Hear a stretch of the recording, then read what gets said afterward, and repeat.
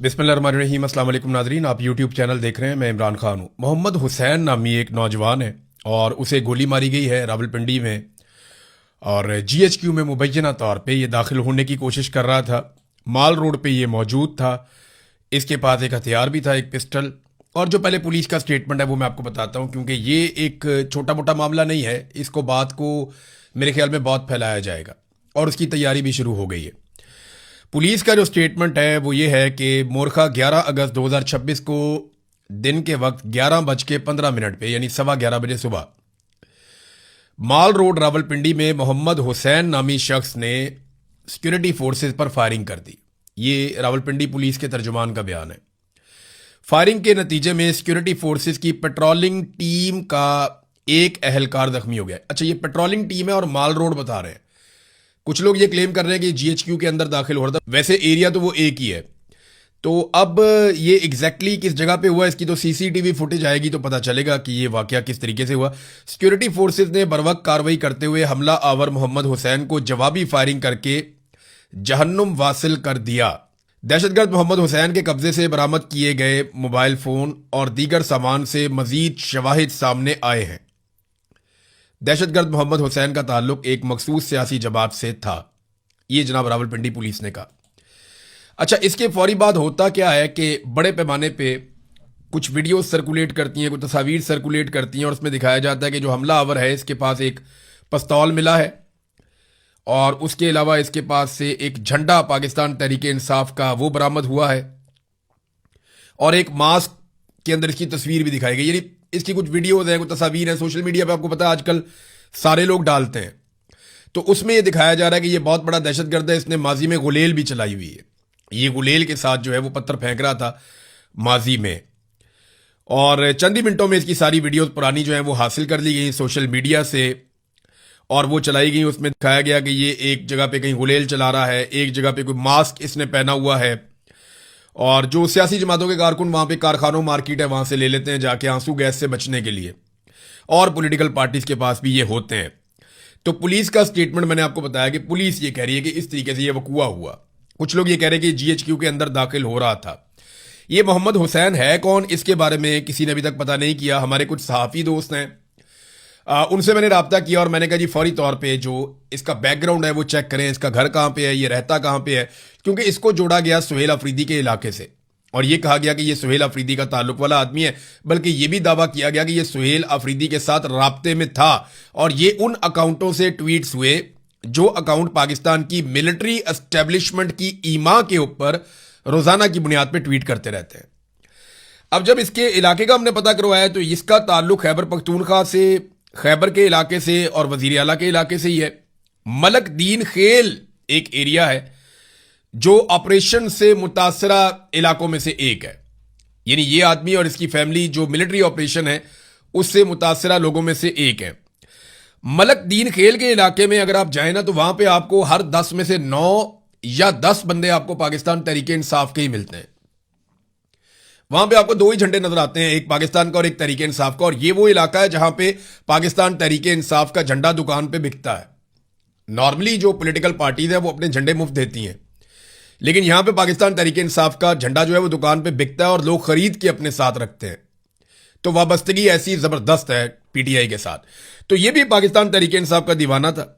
ये नौजवान बहुत ज्यादा पाकिस्तान तहरीक इंसाफ को पसंद करता है, हर तहरीक के अंदर जाता रहा। जैसे बाकी नौजवान अपनी वीडियोस लगाते हैं, ये भी अपनी वीडियोस लगाता रहा सोशल मीडिया पे।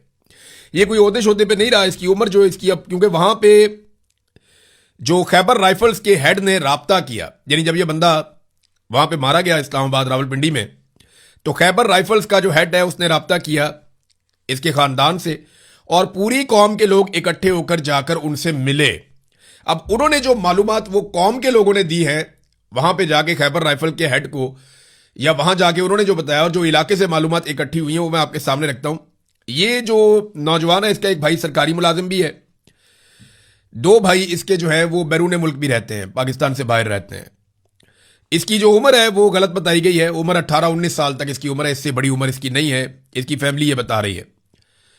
कल सुबह 10-11 बजे तक, यानी जब ये इसको कत्ल किया गया इस्लामाबाद में, उससे एक दिन पहले सुबह 10-11 बजे तक ये अपने घर में मौजूद था वहां खैबर में। एक और चीज जो इसके बारे में बताई कि ये ज़हनी तौर पे बीमार था, और इन लोगों का एक प्रॉब्लम है कि इनको दौरे पड़ते हैं, यानी इनकी फैमिली के अंदर ये इशू है कि ये स्ट्रेस मैनेज नहीं कर सकते। ये होता है, जो लोग साइकोलॉजी को जानते हैं या जो साइकेट्रिस्ट हैं उनको आइडिया हो गया कि मैं क्या बात कर रहा हूं। इनका स्ट्रेस मैनेजमेंट का इशू होता है, ये बहुत जल्दी गुस्से में आ जाते हैं, बहुत जल्दी लड़ पड़ते हैं, ये गोली भी चला देते हैं। कुछ अर्सा पहले इसका एक और कजन है, उसने अपने खानदान के अंदर ही गोलियां चला दी थी, और ये माजी में भी इसका कोई रिकॉर्ड ऐसा नहीं है। तो वो कहते हैं जी ज़हनी तौर पे ये बहुत कमजोर था और ये ज़हनी तौर पे ठीक बंदा नहीं था। ये उसकी फैमिली ने जाकर वहां पे बताया, और पीटीआई का ये दीवाना था। अब ये बंदा रावलपिंडी कैसे पहुंचा, क्योंकि यहां इसके इलाके में पिस्तौल किसी के पास होना कोई अजीब बात नहीं, हर एक के पास ही होता है। ये बाड़ा के करीब रहने वाले हैं, तो वहां पे तो सारी दुनिया पिस्तौल लेने जाती है। आप अभी सोशल मीडिया पे लिखें बाड़ा वेपन्स, तो आपको मार्केट खुल जाएगी, जो मर्जी उनसे वेपन खरीदता रहे, वहां से निकालना आपका अपना काम है। क्योंकि बाड़ा से जब आप निकलते हैं तो जगह जगह रास्ते में नाके होते हैं, और रावलपिंडी तक आप हथियार लेके पहुंच जाएं तो ये बड़ी अजीब बात होती है।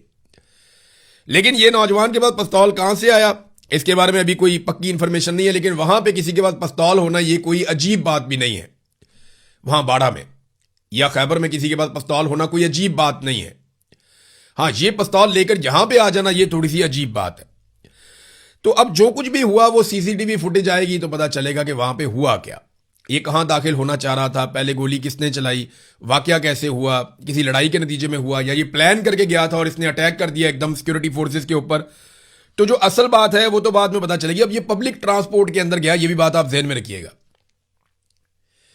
जो अभी तक सोर्सेज ने बताया वो यही बताया कि ये किसी पब्लिक ट्रांसपोर्ट पे गया है, इसके बाद अपनी कोई ट्रांसपोर्ट भी नहीं है जिसपे बैठ के ये रावलपिंडी तक जा सके। तो ये है नाजरीन अब तक जो हमें सूरत-ए-हाल पता चली है इस लड़के के बारे में, मोहम्मद हुसैन के बारे में। पीटीआई का कारकुन है, ज़हनी तौर पे कमजोर है, और ये स्ट्रेस मैनेजमेंट के इसके इश्यूज हैं जो माजी में भी रहे, और इसके अलावा इसकी अपनी फैमिली के अंदर भी इस किस्म के इश्यूज होते हैं। दो भाई इसके बैरून मुल्क हैं, और पूरी कौम ने जाकर बाकायदा सरकार को बताया कि जनाब ये ऐसा नहीं। अब ये कहा गया कि सुहेल आफरीदी से ये राब्ते में था। जब खबर दी गई तो उससे ऐसा तासुर बना कि जैसे जब ये गोली चलाने गया जीएचक्यू के ऊपर हमला हुआ तो उस वक्त सुहेल आफरीदी इसको फोन पे इंस्ट्रक्शन दे रहे थे कि जनाब अंदर बढ़ जाओ, जाके मार दो सारों को, ये कर दो वो कर दो। ऐसा नहीं है। जो टाउट्स ने बयानियां बनाया उसको इस तरीके से सनसनी खेज बनाने की कोशिश की गई जैसे 9 मई को सनसनी खेज बनाया गया था, और एक पूरे फॉल्स फ्लैग ऑपरेशन को उठा के एक पॉलिटिकल पार्टी के खाते में डाल दिया था। ये उसी तरह की कार्रवाई करने की कोशिश की गई है। सुहेल आफरीदी से इसका जो एक राब्ता रजिस्टर्ड हुआ वो 2024 की जनवरी में हुआ था, कि जनवरी 2024 में अब तक की इतला के मुताबिक जो इंफॉर्मेशन बाहर आई, जनवरी 2024 में इसका सुहेल आफरीदी से राब्ता हुआ था इलेक्शन से पहले। और इलेक्शन से पहले तमाम लोगों से ही राब्ते करते रहते हैं, जो मर्जी जिसको मर्जी टेलीफोन कर लेता है। तो ये कोई अजीब या अचंभे की बात नहीं होती, ये होता रहता है। बहरहाल अब ये एक इंसिडेंट हुआ है, लेकिन इसको ऐसे पोर्ट्रे किया जा रहा है जैसे एक दहशतगर्द जमात है, उन्होंने दहशतगर्द भिजवा दिए और उन्होंने कातलाना और खुदकुश हमला करवा दिया है। ऐसा नहीं है। पीटीआई एक पुरअमन पॉलिटिकल जमात है, जिस तरह बाकी जमातें पॉलिटिकल जमातें हैं और वो पुरअमन एहतजाज पे बिलीव करती हैं, ऐसे ही पीटीआई भी करती है। पूरे पाकिस्तान में पीटीआई की बातचीत है, पूरे पाकिस्तान में ये एक मकबूल तरीन सियासी जमात है। और इमरान खान साहब ने हमेशा कहा कि हम एक गमला भी नहीं तोड़ना चाहते, हम कोई छोटा सा नुकसान भी नहीं करना चाहते, ये सारी अमलाक हमारी अपनी है। ये इंसिडेंट कैसे हुआ, इसके लिए सबसे इंपॉर्टेंट चीज जो है वो पुलिस के बयान से भी ज्यादा जरूरी ये है कि सीसीटीवी फुटेज को मंजरे आम पे लाया जाए, क्योंकि हर फॉल्स फ्लैग की सीसीटीवी फुटेज नहीं आती। तो यहां पे सीसीटीवी आएगी, क्लियर हो जाएगा इसने खुद ही हमला किया हो पुलिस पे, तो वो भी नजर आ जाएगा। किसी वजह से हमला किया हो, कोई झगड़ा हो गया या कोई और चीज हुई, वो भी नजर आ, जो भी हुआ ना वो सीसीटीवी फुटेज आएगी तो पता चलेगा कि एक्चुअली ये हुआ कैसे।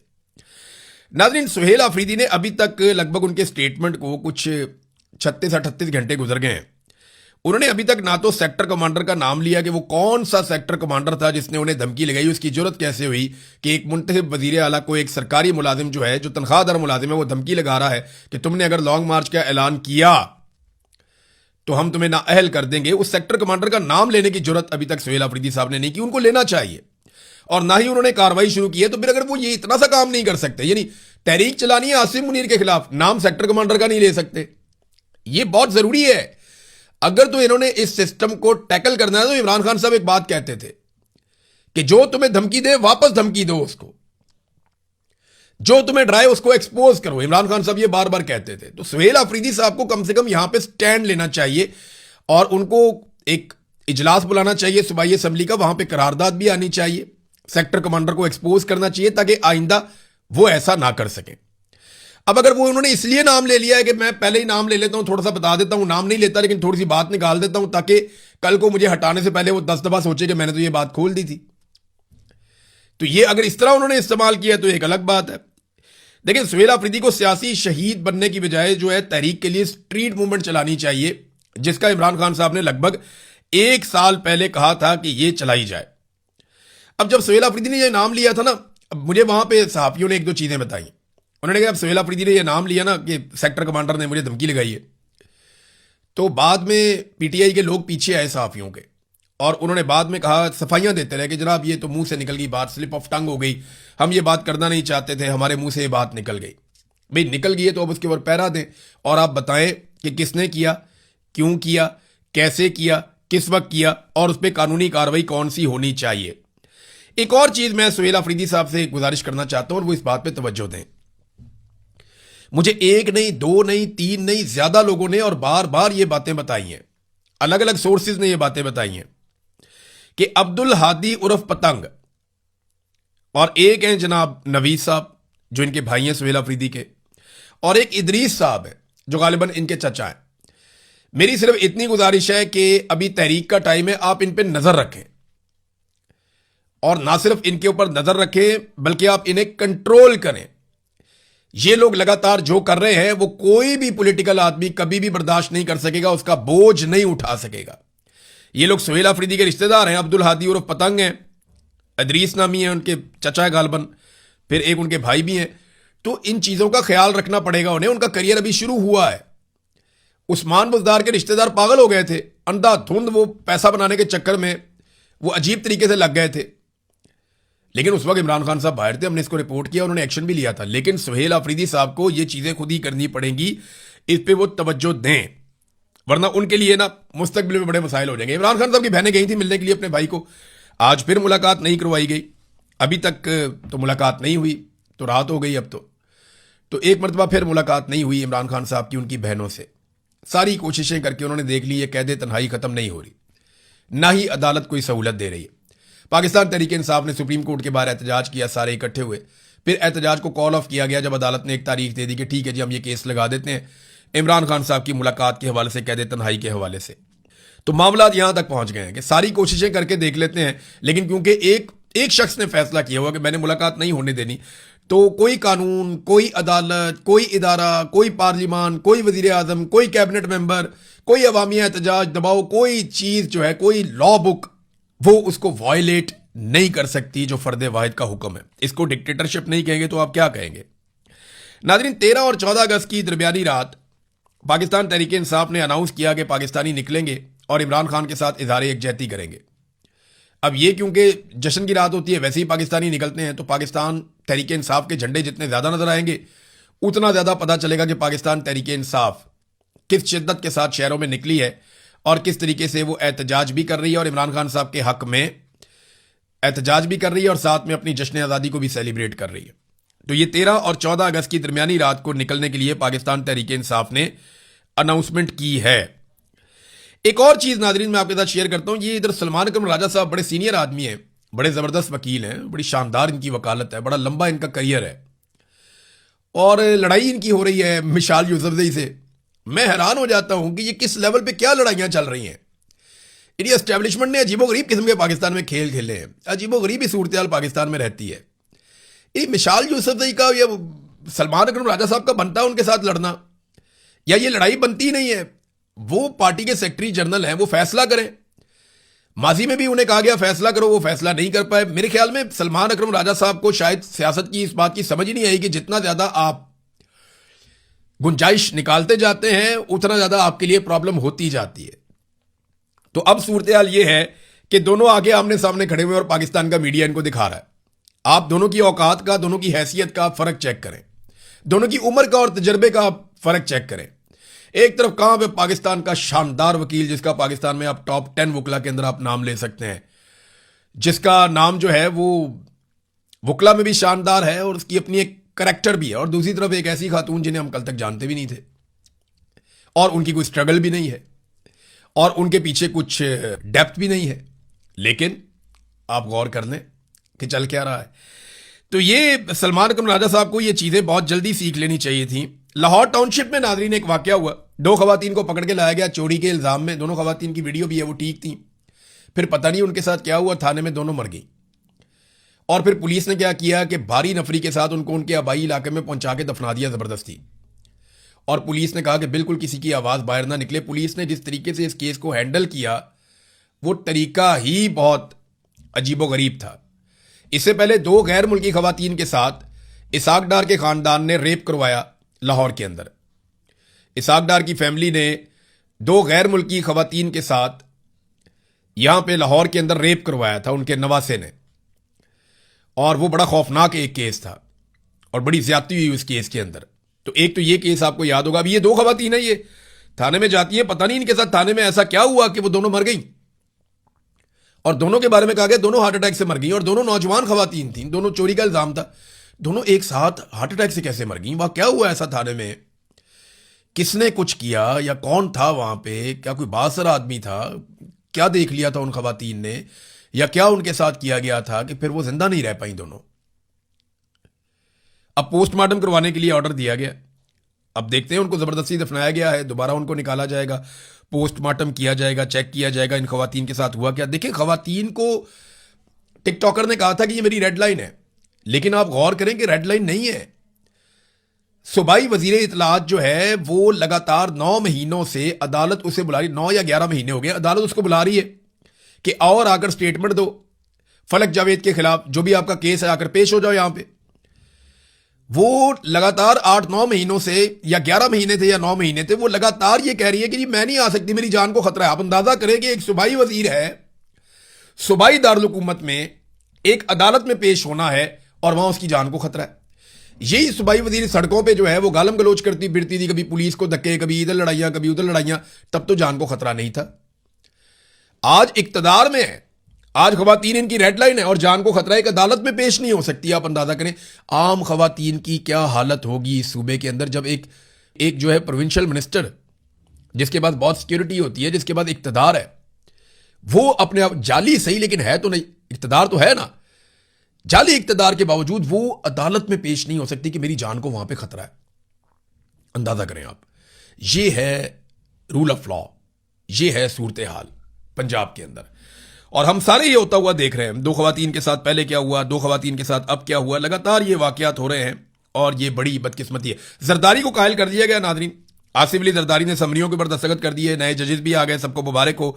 जमहूरियत जो है वो आगे बढ़ गई है, जो पेंडिंग मामला थे पहले वाले वो भी सारे हल हो गए हैं। तो जरदारी साहब को पैगाम पहुंचाया गया। क्या पैगाम पहुंचाया गया, ज्यादा देर छुपा नहीं रहेगा, अभी कुछ ना कुछ एक्टिविटी होगी, आपको पता चल जाएगा। अब तक के लिए इतना ही, अपना ख्याल रखिएगा, अपने चैनल का भी। अल्लाह हाफिज।